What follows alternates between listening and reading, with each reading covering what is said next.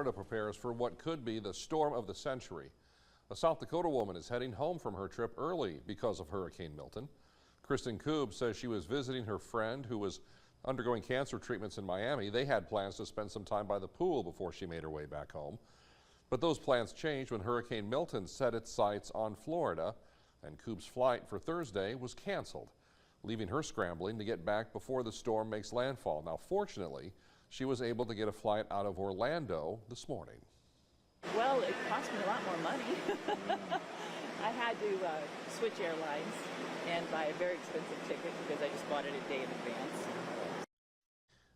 Hurricane Milton expected to make landfall on the west coast of Florida tomorrow night or possibly early Thursday.